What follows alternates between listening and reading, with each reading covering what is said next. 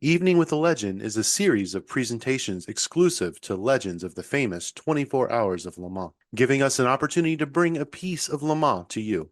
By sharing stories and highlights of the big event, you get a chance to become part of the legend of Le Mans with guests from different eras of over 100 years of racing.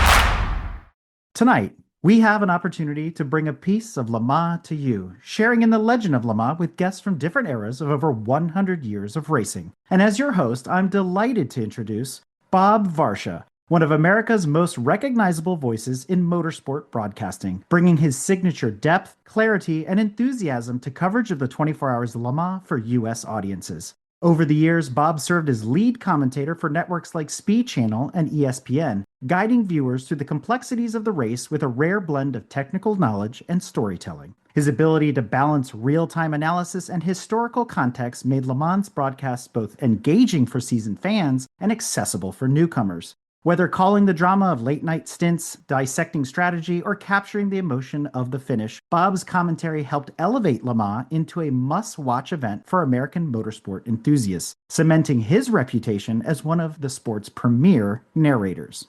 And with that, I'm your host, Crew Chief Eric from the Motoring Podcast Network, welcoming everyone to this Evening with the Legend.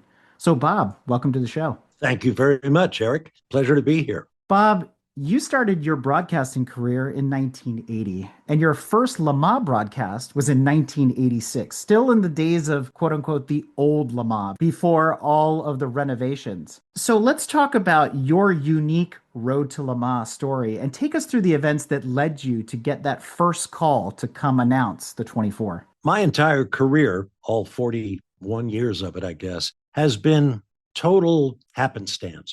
I trained as a lawyer at Emory Law School here in Atlanta, figured that was going to be my career. I was going to be an attorney, and I was for about 4 years. But I was also a distance runner of some note. Olympic trials in 1976 for the Montreal Games. I did very well, finished sixth there. So I was kind of a part of the running community here in Atlanta, and Atlanta is a big running town. So by hook or by crook, I wound up as the executive director of the Atlanta Track Club. And our biggest event of the year was and is the Peachtree Road Race. 65,000 people running a 10K through Atlanta on the 4th of July. And I got an invitation from a local TV broadcaster to come and help comment on the race because I knew it inside and out. So I did that, didn't think much about it. And then I got a call from Turner Broadcasting, which is based here in Atlanta. They said, would you like to come and do that for our national broadcast? And I said, okay, great. So I did it. A few weeks after that, I got a phone call offering me a part-time job, which wound up being 20-second news reports in the commercial breaks of the late night movies. But one thing led to another, and I moved to CNN Sports and CNN Radio and on and on and on because those opportunities were there. To be honest, I was the only guy in the very small CNN radio sports department. Eventually got fired, in a word. We had a great news department on the CNN side with great people. Kathleen Sullivan, Dan Patrick, Keith Olbermann. These folks were all at CNN when I was. But for whatever reason, I know the reason. It was after the 84 Olympics in Los Angeles. They wanted to slim down the department. So I was let go, but I knew that out in the parking lot at Turner Broadcasting, there was a construction trailer which housed the first ever motorsports production company I'd ever heard about called World Sports Enterprises. So I went over there and said, hey, is there a job here? And they said, yep, come on. So I became a motorsports reporter at that point, having no knowledge whatsoever about motorsports. They sent me off to do the Camel GT program in the great days of the Porsche 962s and the Nissans and Toyotas and what have you. I went there, learned a lot, met some ESPN people who asked, will you come and host some of our stuff? So, that was sort of the theme of my career. I was inundated with opportunities, picked and chose and wound up 10 years at ESPN. And it was during those 10 years that I became a Le Mans host, a Formula One host, plus motorcycles, MotoGP, and all sorts of things. Or whenever there was an opportunity at ESPN, I put my hand in the air because I love telling stories and I love researching new things. loved the people I worked with. And so, it all really worked out. And then it became Speed Vision Outdoor Life and Fox Sports and so on and so forth. And now I'm a freelancer, just looking for work here, there, and everywhere. You asked how I got to Le Mans. It was a phone call from our coordinating motorsports producer, a guy named Terry Lingner, who also stuck me into the Formula One seat. As I said, I love telling stories. The internet was alive and growing, so there was plenty of opportunity to learn various nuances. I also knew who I was working with. We had a great crew, David Hobbs, Brian Till, Calvin Fish, and the group kind of changed over the years, but we had basically 10 solid announcers, some of which knew vastly more than I did, like Habbo, and others who, this isn't going to sound right, but needed a little guidance, a little mentoring. Yeah, mentoring. There you go. But I also had tremendous respect for Le Mans. I used to do my search by reading everything I could get my hands on. I had a shelf of books just like that one behind you and dug through them, working with the producer to find out what we were likely to be talking about, fully aware that our pictures, and television is a picture medium, not a words medium, were coming from the French, who create the world feed, as we call it, that everybody uses, supplementing with a camera or two, which is what we did. So you get to Le Mans in 86 the first time. You're on hallowed ground. Absolutely. The first time I went to Le Mans, we had a skeleton crew for ESPN, and we stayed in people's houses. We rented space. I was in a house with a small crew of Japanese television people. Nobody spoke any English. We go out on the first day. And Le Mans is really all about sounds. The daily traffic stops, it goes away, and then the trucks come and bolt on the Armco, and then the sweeper trucks come through and clear the road. And then you hear off in the distance, miles away, the cars starting up. Rum, rum, rum, rum, rum. And then they go, which means they've left the pit lane and they're going up over the Dunlop curve and down through Chartres Rouge and onto the straightaway. And that's when the engine note goes, and it never comes down because they're coming down the Mulsanne and there's no other chicanes there or anything. And so my Japanese pals and I are standing up by the Armco. I let my ego get the best of me, so I'm going to show these Japanese guys what's going on. And we watch a car go by, Porsche. And the Japanese guys look at me and say, Porsche, aye. There goes a Jaguar. About the fourth or fifth car that comes by gets to within 50 yards of us, and he goes, blows a tire. It was one of the Mercedes, the Sauber C9 Mercedes, was introducing Michelin's new long-distance racing tire. This thing went off with a bang that would deafen you. And for about the next 30 seconds, little bits of race car came raining down on us. So we all got a little souvenir of the bodywork of the Mercedes. But part of the magic of Le Mans is it's different every quarter of a mile. You're in the Bugatti circuit or you're out going down through Chartres Rouge. You go through an industrial park and there's a stadium there. And then you're off into the trees until they come out down at Mulsanne Corner. And that's like farmland. And then back down through Indianapolis and Arnage and Portugal. So it's like a different racetrack every quarter of a mile. The scenery is different. The pavement is different. You can get as deep into Le Mans as you like, And then you've been to many tracks around the world and around the country. Mm-hmm. What was the experience of calling the 24 like compared to other events like the Indy 500 or Daytona or anything like that? So, it was a big kind of fraternal kind of thing, a big adventure. We all got on, fly over to Charles de Gaulle Airport, go down to the TVG platform, get on the rocket train and be in Le Mans in an hour or so. Having said that, there was an awful lot to get used to. The French do things their own way, as everybody does. Credentialing and parking and where are we staying and where are we eating and, all that kind of nitty gritty stuff had to be sought out. But again, having Habbo there, having raced in the 24 hours 20 times, it was pretty easy to find our way around. And just about any time you approached one of the old hands that was directing traffic and they spotted David, they would recognize him and suddenly they couldn't do enough for us. So it was kind of a golden road we had because we had David there as our credential, if you like. You mentioned Habo a couple of times already. Yep.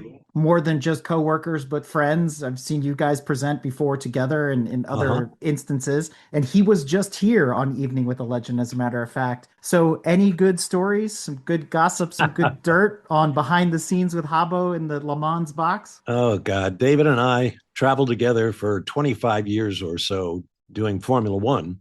But at Le Mans, obviously, he was working with this huge backlog of experiences. Not a lot of those stories can be told on a family show. We kind of hooked up with the British television contingent, as you might expect, and just had some great times and sort of helped each other out when somebody was short of a body or some information or some video or whatever it might happen to be. But David could tell so many stories about Le Mans. It's one of the great regrets of his life, I can tell you, as it is with Mario Andretti, that they didn't win the overall at Le Mans. The great driver Bob Wallach once won a GT category, and someone was congratulating him on the podium. And he said, "Oh, it's just a class win," as if it didn't count. Everybody wants to win the overall. David did win things. He won the Index of Performance one year driving a Spitfire. He won some GT things. He was third in the overall once. He accomplished a lot there, but he didn't have that one big win. We had lots of fun dealing with that in various way, shape, or form during the broadcasts. How do you prepare for such a long race? It's a complex race. It's a fairly compact racetrack. The Bugatti circuit is the purpose-built racetrack within the big 8-mile loop of public roads that constitutes Le Mans Racecourse. And there's not a lot of room in there when you get 60 racing teams and all of their stuff. And since that first race, way back when in the old Le Mans, teams like Porsche and Audi and so on have erected these giant garages behind the pit lane. People everywhere. It can get pretty chaotic there, but it's still fun because you're still there. You're at Le Mans. You've got a job to do, and you're going to do it. We would rotate responsibilities, so I actually put in some time as a pit reporter during the nighttime hours, and I would remember walking down the pit lane, and above me, on top of the building, were hundreds of people sitting with their legs dangling over the edge of the roof. And I would hear people yelling, "Oh, ESPN, hey, Varsha, what are you doing?" And of course, a lot of them were drunk as hell, but that was okay. Nobody fell off. But if you've seen the movie Le Mans, you get little glimpses of what it was actually like back then. The characters, stomping around in these dusty concrete hallways behind the garages. It was pretty rustic, I have to say. And in fact, after one of their appearances in the race without a result, the Jaguar team, might have been their first year in 1986, spray painted on the inside walls of their garage, "We will be back." They were putting so much ego into coming back, having not won the race since 1957 with the D-Type. Tom Walkinshaw was selling them a bill of goods about what they could accomplish, which they finally did. Yeah, that was the crazy old days at Le Mans. Now it's all clean and shiny, and that's a good thing because it desperately needed it. It was all part of a general wake-up period in international motorsport. You cannot just be an athletic endeavor or contest. You have to be entertaining. You have to follow up your stories. You have to honor your past greats. All of these things. You had to have good facilities, clean bathrooms, and all that sort of thing. But they left some touches there that I appreciate and point out to people from time to time. It's a magical place. It really is. On Evening with a Legend, we happen to have a lot of pro drivers come on here, and obviously we know what their job description is: drive car fast, win races. Right. But there's so many other jobs that are going on at the same time in this microcosm that is the 24 hours of Le Mans. So I want to hone in a little bit more on what happens in the box. Let's talk about some of the challenges of commentating a 24-hour race. There's only a few in the world. Le Mans, Rolex, Nürburgring, and Spa being the big four on the list. But how does that compare to commentating action-packed races that are more condensed, like IndyCar and Formula One? Well, it's an entirely different exercise. Short races are a bit more intense. It's more important that you stay on top of everything as it's happening. Long races, I actually prefer because you can speak more, you can bring up stories, you can do things. And that's more interesting to me because, as I said, I got into it to tell stories. And there's so many great stories. I've met so many wonderful people over the years that, yeah, I just prefer those long races. I like to have a subject that I can really tear big chunks out of and chew them up. So, like the drivers, do the broadcasters have minimum air times or maximum air times that you can be behind the mic? Not by rule. We do just for the sake of maintaining energy and that sort of thing. Typically, we would have two teams of announcers, two or three up top, maybe supplemented by someone we bumped into and invited up to the booth, and then two groups of probably three pit reporters each, because that's a long pit lane at Le Mans. You got to be very careful. You can't walk down the pit lane as such because the pit marshals, or commissars, as Derek Bell likes to call them, are out there telling you to get out of the way, and the cars are coming up from behind you, yada, yada, yada. So, yeah, it takes manpower. No doubt about it. And then you have the technical side, and those folks are supplemented, of course, by the world feed. And once you get your audio and video all worked out, you have 2 to 3 cameras of your own. And there's a story behind that. You'd have a high camera looking down on the pit complex. You would have 2 pit cameras walking up and down, especially during the night, because that first year we went to Le Mans with ESPN, nobody seemed to know until our production manager found out that the French world feed does not play all night. We're there to do the 24 hours. We had this big 6-hour hole in the middle of the night where the French all go home. So we had to quickly rig up a system, which amounted to me in front of a green screen type of arrangement. It was actually a tarp hung over a 2x4, nailed to the wall, and they would play headlights running around in the dark while I was sitting on a stool and basically talking about anything I could think of for 6 hours. We did have one guy over in the pits, so he would interrupt from time to time with something happening down there. But yeah, I mean, we almost got caught with our pants down in terms of having pictures to show the folks at home. Then, fortunately, within a few years, they had a 24-hour French feed. It's spectacular. They do a great job, including the Le Mans Air Force, we call it. It was like 6 helicopters in a relay type race. They would land at the airstrip, which is right across the country road from the racetrack, where teams would go to warm engines and check repairs and adjustments and go up and down the runway. But these helicopters pass the baton and just go and go and go for the whole 24 hours, which is great fun. Well, you mentioned earlier you have a very, very long tenure at the 24 Hours Le Mans, from 86 all the way up through 2016 with 3 different broadcasting companies, ESPN, Speed Vision, and then Fox. You kind of described a memorable moment there, but are there some from the races themselves that stick out to you? One of them for me, growing up watching the race every year, was when Audi staged the 3 cars crossing the line together. And you guys are like, can you believe this? We haven't seen this since, the 1960s or whatever. Like, those moments captured with your voice and with Habo and everybody else. Are there others that really stuck with you that were important? Oh, gosh, yes. One of the early ESPN years when we didn't have a booth, and I was sitting in the back seat of a van with, it was Larry Newber from ESPN. As I mentioned earlier, Jaguar had said, we will return. We want to win this race. So they started coming back and failing until 1988.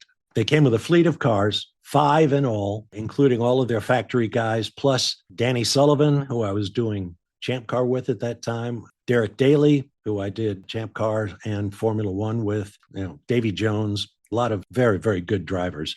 Race goes on. Big dramatic moment was when Porsche factory driver Klaus Ludwig ran the car out of gas on the backstretch. Now, this is Le Mans. You only get about 7 laps on a tank of gas, and you've got to be careful to get in. Klaus kind of forgot and had to grind about 4 miles around the track on the starter motor to get it back to the pit lane where they could fix it. At that point, they lost the race lead. Jaguar took over. And believe it or not, the Porsches almost came back and caught Jaguar, but they weren't able to. And the car with Andy Wallace and Jan Lammers and the Earl of Bute, Johnny Dumfries, a British nobleman, good guy, they hung on. won the race. And then 2 of the original 5 Jaguars that were still in the race joined up with the race leaders and came across in that 3-wide echelon style that always thrills. Now, everybody knows, or everybody likes to say they know, that Le Mans is a British race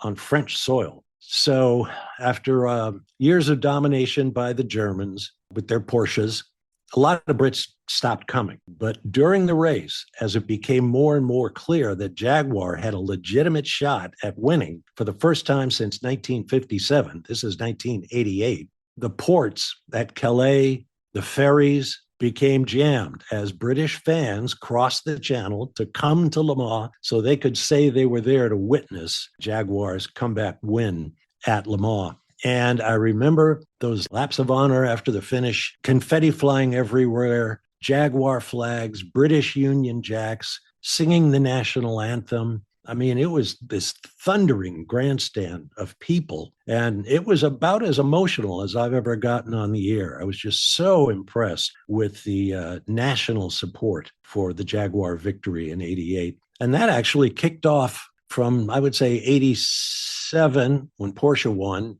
as usual, and then Jaguar won, and then Mercedes won with the C9, and then somebody else won, and then Mazda won with their 787B 4-rotor car that made an absolutely eye-watering noise. And then years after that, it was a different brand or a different model car from a different brand every single year. I mean, there was something new every year, which we weren't used to because we had spent 70s and 80s watching Porsches sweep the table. That's one moment that will stick with me forever, was the year the Toyota hybrid came around and died at the start of the last lap. That one I'll always remember. So that was fun, going back knowing there was a chance we were going to see something different and new. So you talked about pit reporting, which gives you an opportunity to talk to the drivers. You know, they're fatigued. Let's say they just jumped out of the car. You got to get that instant report. Right. But the question that always comes up, everybody wants to know who's the best interview. Some say it's Andretti, others say it's Habo, whatever. Is there a best interview? And were there some tough interviews, and why? Well, that comes naturally. You know, is there a prettiest girl? No, it just depends on your taste. Now, you mentioned Mario Andretti, I assume. Yes. Mario is a wonderful interview, and he remains just a darling of the media rooms overseas. People just love to know that Mario's going to be there that weekend, and every journalist wants an interview with him. As far as the worst go, well... You went there. I said tough. Oh, I'm sure there is, but I tend to stick with the good guys. One thing that Le Mans taught me right away is that drivers who are from foreign countries, for whom English is not a first language, and drivers who have not been exposed to the pretty prudish American broadcast standards when it comes to expressing yourself, you can get some really crazy comments from drivers. I remember one, Jean-Paul Belmondo, son of the famous actor Paul Belmondo, was driving a GT car, I think, and there was an on-track contretemps, and he got out of the car, and I wasn't doing the interview, but one of my colleagues was. This guy got so worked up, he was dropping F-bombs left, right, and center, and I was working in the booth for that race with Alan McNish. And of course, Alan, being a first-time broadcaster, hadn't been through this before himself. So I looked over at Alan, and he had an expression on his face, something like this. And I just gave him the hand signal to calm down, calm down. You apologize, you explain, people don't understand. I mean, Ayrton Senna didn't understand that an F-bomb was not appreciated on American broadcasts. And the Brits have come around to that as well. So you have to watch out for that. As far as the toughest interview, and full credit to these drivers who may have just gotten out of the car and been through life-changing experiences. Gosh, who would I pick on? My toughest interview was my first year at Le Mans. David Hobbs was not going on air with us. He was driving with Damon Hill, I know, and I knew David. I knew we're going to work together and so on. And he had just gotten out of the car. He was driving a Richard Lloyd Porsche. And, you know, I walked up to him, well, hail fellow, well met, how's it going? And he looked right through me. It was like he had no idea who I was. And, you know, I got a couple of monosyllabic comments out of him, and I thought, this is not going to work. He's got some explaining to do later on, does David? But no, I can't think of anybody who gave bad interviews unless they were just afraid of their English. Of course, remember too, at Le Mans, there's an army of journalists there. Everybody, I think, is somewhat reconciled to the idea that you're going to have to talk because you're just going to be waves beating on the shore, people asking you to comment on this or that, the other thing. So I don't recall a bad experience with anybody in that context. Speaking a little bit more to your broadcasting style, you talked about the amount of research you do, trying to keep up, learning new things, all the new cars that are coming. So, how did you approach balancing all that technical information with storytelling to keep both us hardcore fans engaged, but also casual newcomers that might be turning on Le Mans for the first time? That touches on a subject that I've always felt pretty strongly about. Making a broadcast, you want to throw your net as far as you can because every viewer is a potentially new viewer. They may know all about the sport. They may know nothing about the sport. So you really have to include those people in your commentary narrative to provide the greatest opportunity for them to be entertained, to be appreciated. During my early Formula One days, we used to go through the qualifying system every Saturday in our broadcast. And I used to get occasional emails from people saying, why do you keep talking about the qualifying format every time there's a qualifying show? We know what it is. Just get on with it. And I thought, no, you really don't, because there's a lot of people out there who may not understand that it's a 3-session deal and we drop 5 cars and blah, blah, blah, blah, blah. So I've always tried to, one, stay away from very technical topics because I'm not a technician. Stay away from trying to explain what a driver did wrong that came up badly for him because I'm not a driver. That's why our booth at Speed Vision with me, David Hobbs, Steve Matchett, and Sam Posey, it worked because we each knew what our role was.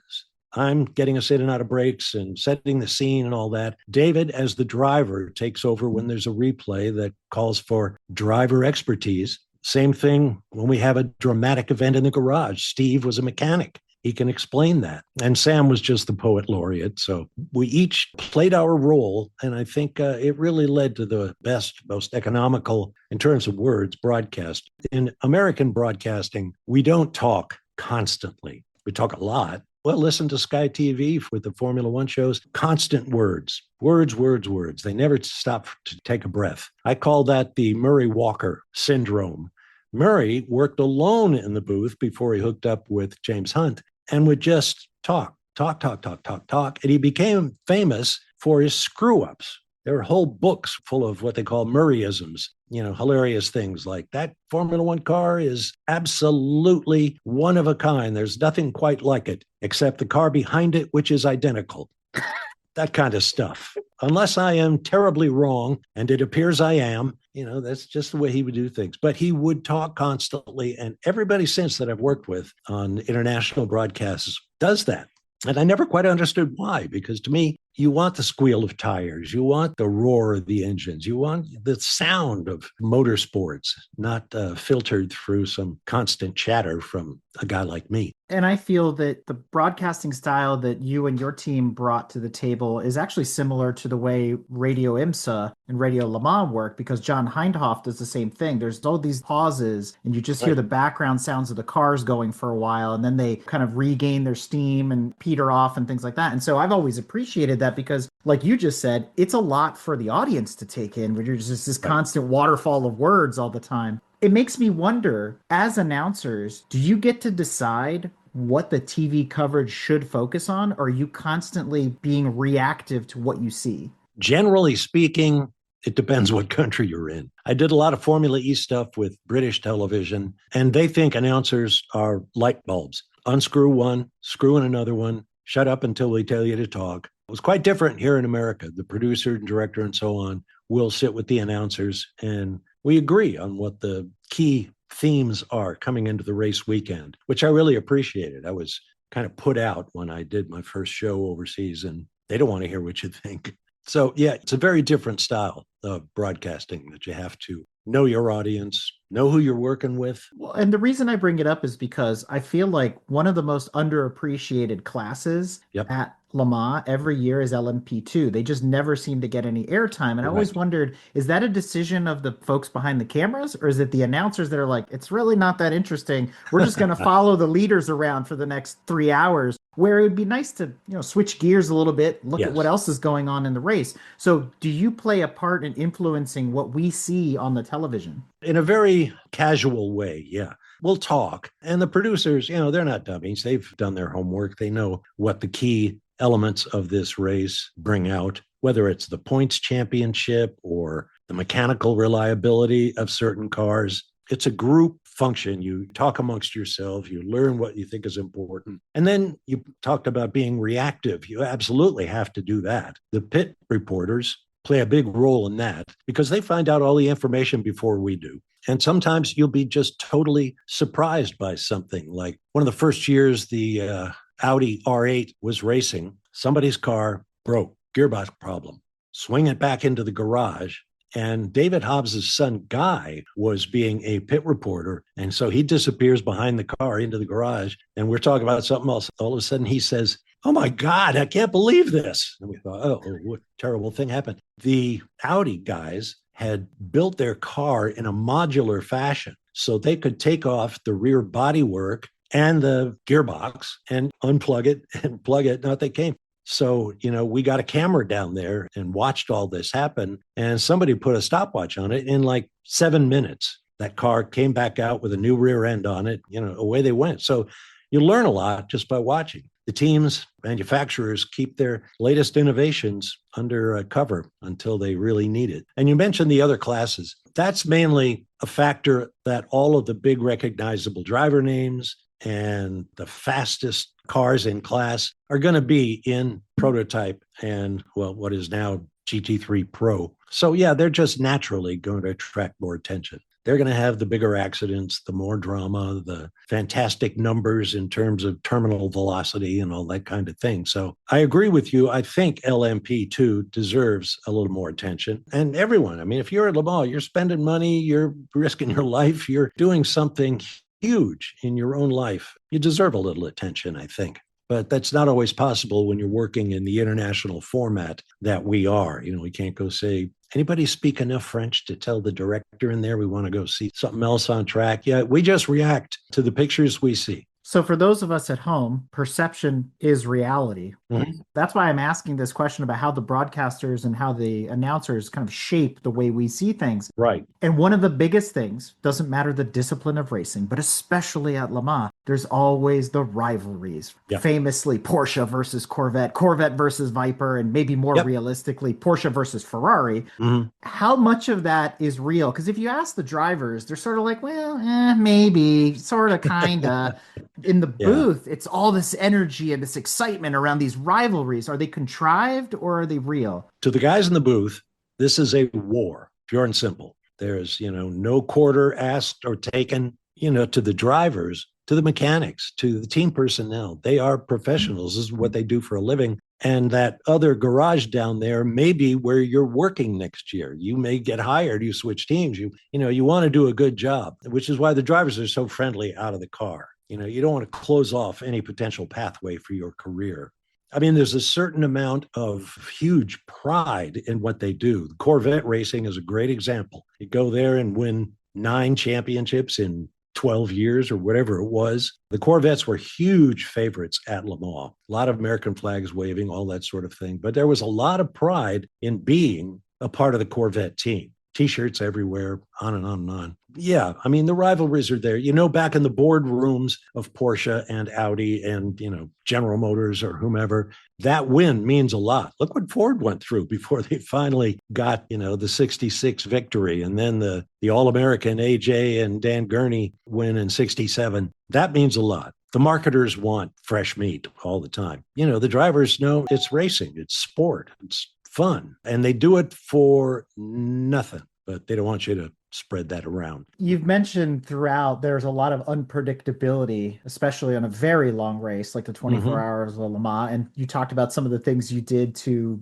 react in creative Hmm. ways, the makeshift green screen and things like that. Then you touched on especially the down times. Nighttime has to be really hard. The drivers talk about how hard it is for them because they feel like they're just driving on the highway. Cars are spread out. Lots of cars have retired. I don't want to say it gets boring, but it does kind of get boring. Sure. How do you keep your energy up? How does your team, are you guys slamming Red Bulls? I mean, how do you keep talking through the night to continue coverage? Well, we each kind of have our own way, our own schedule, our own diet, and so on. I drink a lot of coffee, and we lean on our poor pit reporters to find something because, as you say, it can get boring. I mean, there are boring races. And I've always said the hardest race to call is a bad race, a boring race, because then your mind starts to wander. You're thinking of silly things and you start saying silly things, and that's no fun. The easiest races to call are the exciting ones because that's where,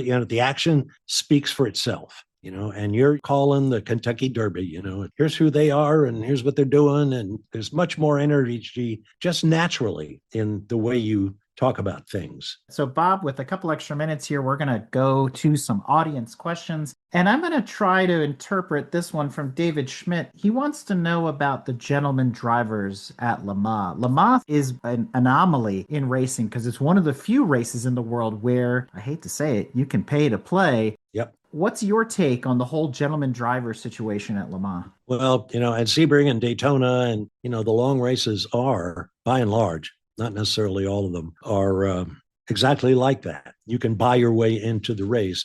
Naturally, you have to have resources and licenses and all that sort of thing. I think the Nürburgring 24 is the only one that has very specific, you got to show that you can handle a few laps by yourself before you can get into a field of 120 cars going around and around. I've always admired that fact that a race like Le Mans is a race you could get into with, as I say, a minimum of experience and so on. And I used to think that was a great thing.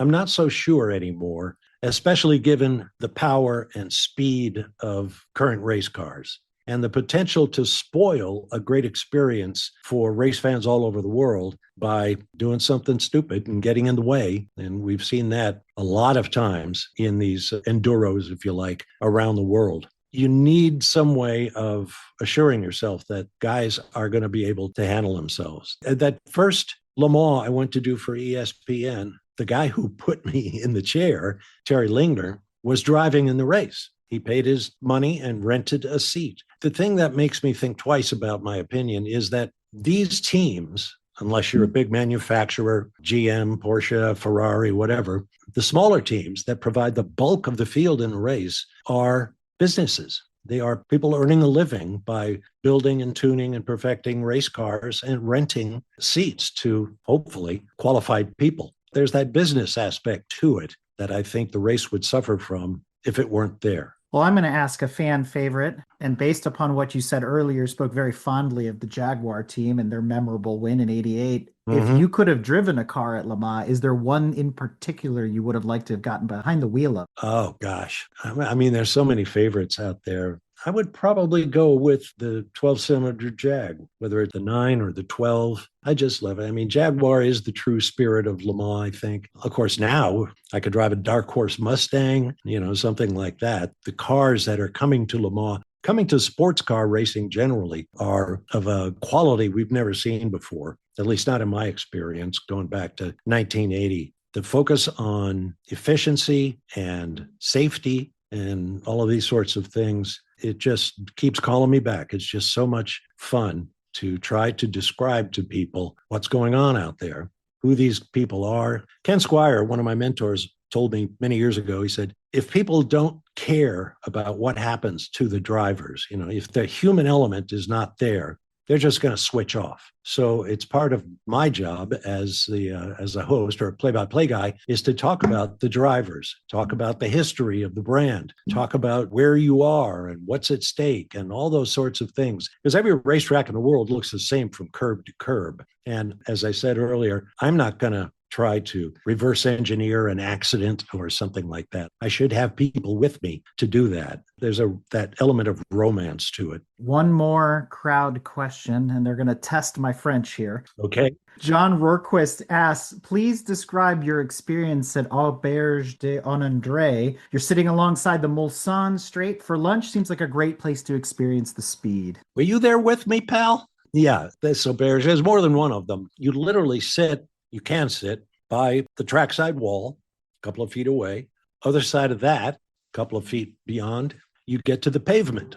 And cars come by. The time I was most impressed with it was we'd had a brief rain shower. So we're sitting there eating our curds and whey or whatever it was, the cars, and you can hear them all the way around the racetrack. So here comes a car from, let's say 4 miles away, and you can hear it coming. They get into top gear and top revs and don't shift, which is a really weird sound. And then they go flashing by. And if you stood up, you could hit them with your crumpet. They are literally 3 to 4 feet away. It's noisy. And in the rain, it's messy, but it is really fun. Bob, as we transition into our final segment, we often ask our pro drivers this on Evening with the Legend. The question is, what did Le Mans teach you? Or what did you bring home from the experience? So how does that apply to your career as a broadcaster? Did Le Mans teach you anything? Oh, yeah. Every race teaches me something, whether it's an exciting one or a boring one or what have you. Le Mans teaches me more about broadcasting in terms of the dynamics of time, how much is available, what else do you have to be thinking about while you're talking about the action that's happening in front of you, working with fellow commentators in the booth, radios if we have them. But Le Mans, as much as anything, taught me about racing history and the racing business, because the business is a huge part of what happens on a racing weekend as big as Le Mans. And as far as I'm concerned, it's the biggest and best race in the world. Do you have any advice for aspiring broadcasters? Any words of wisdom for folks that might step up and one day commentate at a race like the 24? As I explained off the top, I never intended to be a broadcaster. I was a lawyer, fell into the business, met a lot of very helpful people to help me hone my craft, if you will. Awful lot of learning about racing, about, the mechanicals, about the people who do it, about how they get to do it, and so on. So I never trained. I never took a film and television course at any university, but I'm living proof that you don't have to do that to embark on a career in broadcasting. Now, times are constantly changing. AI and new electronic gizmos are changing the nature of the business very, very quickly, but the racing is still out there. So what I recommend to young people is not so much, sure, take a university level course. That'll help you with a lot of the history and whatnot, but get out there and do it right. Even if you have to sweep up in the newspaper hallways or submit reports to websites and the constantly diminishing print media out there, magazines, newspapers. If you hope to be on the air someday, then find a way to get involved at your local racetrack and do whatever you have to do to get to that point. If I clean the grandstands afterwards, I'm serious. I mean, you may have some what you might consider otherwise demeaning work to do, but that's how you get started. Chip Robinson, who won a bazillion races in IMSA, raced for Bob Tullius' Jaguar team, Al Holbert's Porsche team, and on and on and on. He started sweeping out the shops. Any way you can get your foot in the door, do it. And then keep your eyes and ears open, probably your mouth shut, and just soak it all in. But, the most important thing is to get that first gig, to get in the door. And unless I'm mistaken, college homework isn't going to help you get there. There may be some way through a university level course, but nothing beats on-the-job training, doing it. So, Bob, when you look back and you reflect on your very long and prestigious career in broadcasting, part of what we do on this show is very similar to what you did in the booth, which is bringing the Le Mans experience to those that may never get the chance to be there themselves. So when you think about that and you reflect on it, how does that make you feel? I'm proud of my career and what I've done. I still have unfinished business. Like any career, I suppose, it's not always fair, but you then make a decision about whether it's really what you want to do. And this is all I really want to do. And if people come away from what we've talked about tonight and think, I didn't know it was like that, but I'll find a way. Well, since we're speaking about advice and you speak so fondly of your many trips to Le Mans, any advice for people going for the first time? And I do recommend that you go to Le Mans. Absolutely go. I would hook up with a regarded tour company, and there are lots of them out there that will arrange your tickets, your seats, if you have any, hotels, all that kind of stuff. And if not that, go with someone, a person you know who's been there before, knows the ins and outs, because it's a pretty crowded, complicated place on the race weekend. And the race is just so diverse. There is so much to see and do at Le Mans. The fan zone areas have all kinds of crazy stuff you can buy, in addition to the usual books and model cars and all that kind of stuff. The museum that the ACO has is good fun. They get great cars in there. So there's so much to see and do. It really can be a family event. You can go down the road to wonderful old hotels like Le Chart, or you can go camp out in some open field. So you can drive around, you see camps, and these are commercial operations. You'll see like 100 identical little red tents with a stake in the ground and a number on it, like your mailbox at home. People will camp there. You rent one for the weekend. And so you'll see a beautiful little red tent with this monster Bentley parked next to it, or a Ferrari parked next to it, or, you know right away that you're in a place that's very special to car guys. Well, Bob, you said you had some unfinished business. So what's next? Spoilers, surprises, things that we should be looking out for you on? I'm a freelancer now. I had prostate cancer that took me off the stage, if you will, for a couple of years. And I came back to try to reinvent myself, thinking I was just going to slide right into where I left. But that wasn't happening. And people have short memories, by and large. Hey, I'm 74 years old, not as old as Hobbs, but a lot older than a lot of the people who do the hiring. And nothing's more frustrating to me than to walk up to a fan or a fellow professional and have them say, hey, I didn't know you were still alive. What's going on? They're genuinely happy to see me, but they're not thinking of me top of mind when they want somebody with the experience and the talent. Who's the package?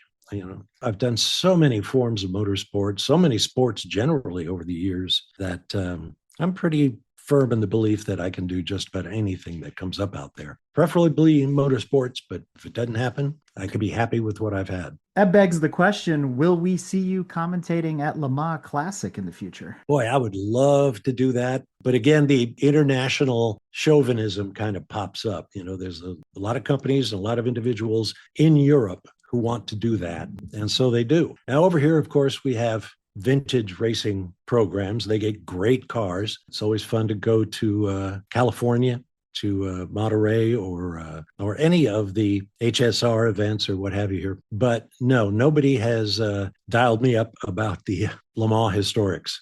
That would be fun. Before we sign off, I want to pass the mic to our ACO USA representative, David Lowe, for some parting thoughts. Bob, on behalf of the ACO and endurance racing fans around the world, thank you so much for an incredible evening, taking your time out to share with us. Very informative. Thank you. Thank you, David. It's a pleasure. Well, folks, that brings us to the end of this Evening with a Legend, where we explored the voice behind so many unforgettable moments at the 24 Hours of Le Mans. For decades, Bob Varsha's insight, passion, and storytelling helped bring the magic of Le Mans to living rooms across America, guiding fans through the drama of night stints, last-minute heartbreaks, and historic victories. His commentary not only explained the race, but elevated it, making the spectacle of endurance racing accessible to all.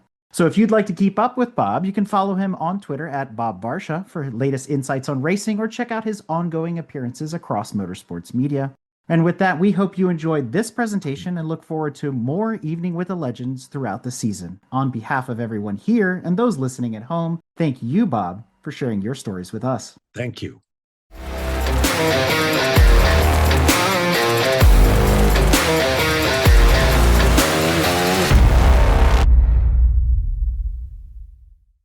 This episode has been brought to you by the Automobile Club of the West and the ACO USA.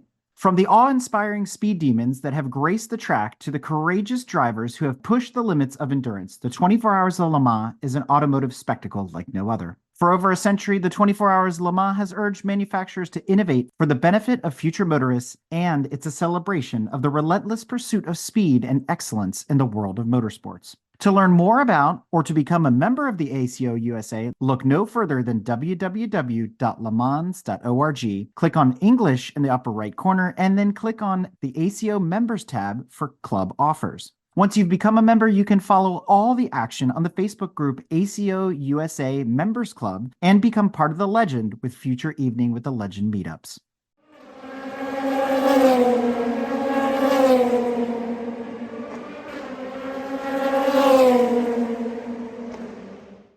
This episode has been brought to you by Grand Touring Motorsports as part of our Motoring Podcast Network. For more episodes like this, tune in each week for more exciting and educational content from organizations like the Exotic Car Marketplace, the Motoring Historian, Break Fix, and many others. If you'd like to support Grand Touring Motorsports and the Motoring Podcast Network, sign up for one of our many sponsorship tiers at www.patreon.com/GT Motorsports.